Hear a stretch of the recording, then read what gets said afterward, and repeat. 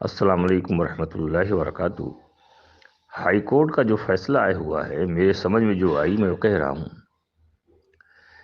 High court نے کہا Covid کے معاملے میں جو یہ مرکز بند تھا، کووڈ ختم ہو گیا ہے، مرکز کو کھولنا چاہیے، اس کی چابی مولانا سعد کو دینا چاہیے، اس لیے کہ جس سے انہوں نے چابی لیا اسی کو دیں گے۔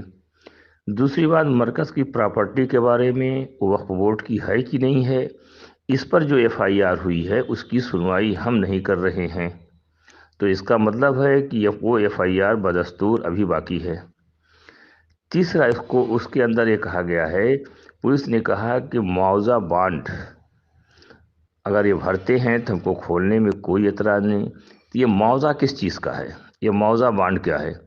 اردو اخبار میں لکھا ہوا ہے کہ پولیس چابی ان کو دے دے، لیکن جو بھی پولیس کو شرائط لگانا ہو لگا دے، ہم کو اس پر کوئی اعتراض نہیں ہے، یہ کورٹ کہہ رہا ہے۔ یہ کیا معاملہ سمجھ سے باہر۔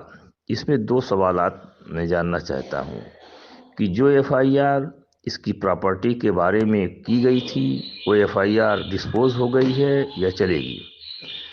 دوسرا سوال یہ ہے کہ معاوضہ بانڈ کیا ہے، کس چیز کا معاوضہ جو ہے بانڈ بھرنا پڑے گا؟ ذرا سا اس کی وضاحت فرما دیں، مہربانی ہوگی۔